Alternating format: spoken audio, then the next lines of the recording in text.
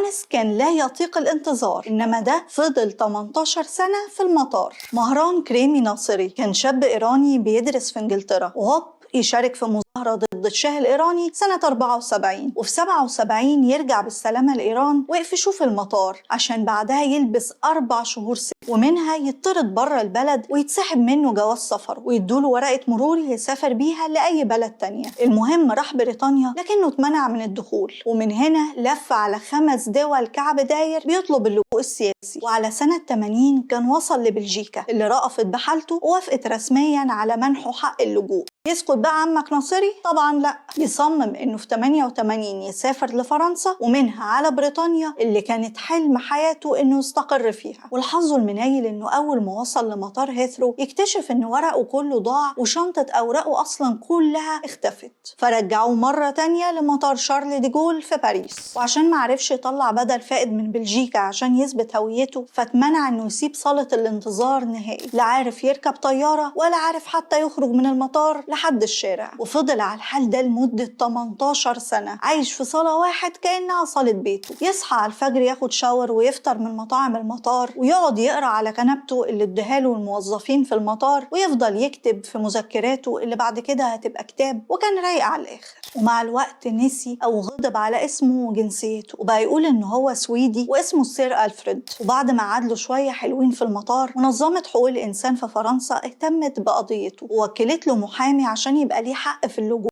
لكن للأسف الموضوع ما مشيش. وده نفس اللي حصل مع بلجيكا لما المحامي حاول إن هو يطلع له بدل فائد من أوراقه، لكن السلطات البلجيكية رفضت لأن الورق كان لازم يستلمه بإيده مش بالبريد، وده طبعا كان مستحيل لأن فرنسا ما كانتش موافقة إنه يخرج. ده غير إن القانون البلجيكي بيسقط حق اللجوء لأي لاجئ يسيب البلد برغبته. لكن سنة 95 وافقت بلجيكا على إصدار بدل فائد لأوراق اللجوء، بس بشرط إن يكون رجوعه تحت قانون العمل الاجتماعي. لكن الغريب إن مهران موافقش لأنه كان راكب دماغه وشبطان في بريطانيا. وبتقول صحيفة The Guardian البريطانية إن سنة 99 فرنسا سمحت له إنه يدخلها كلاجئ، وبرضه مهران رفض، بس المرة دي لسبب غريب الشكل، وهو إن السلطات الفرنسية كتبت اسمه في الورق مهران وجنسيته إيراني، وده كان فعلا الحقيقة، إنما هو كان واخد عهد على نفسه وسيستم نفسه إن هو اسمه ألفريد وسويدي، وكمان نسي خالص لهجته الأساسية الفارسي وما بيفهمهاش أصلا. قلبه اسود قوي بصراحة. ومن غرابة قصته دي اتعملت فيلم بطولة توم هانكس كان اسمه ذا تيرمينال أو البوابة، ومهران في الفيلم ده خد له قرشين كويسين. في 2006 كان تعب حبتين واتنقل للمستشفى. وفي أول 2007 الصليب الأحمر الفرنساوي استلم قضيته ونزلوه في فندق قريب من المطار. وفي 6 مارس في 2007 دخل مركز إيمايوس للإيواء في باريس، إلا إنه رجع يعيش في المطار قبل ما يتوفى فيه سنة 2022، بالرغم إنهم لقوا آلافات من اليورو اللي كانت ممكن تعيشه في مكان أحسن بكتير من المطار. بس في النهاية تفتكر حد ممكن يتعلق بعدم الراحة سواء لمكان أو لشخص؟ هستنى رأيكم في الكومنتس.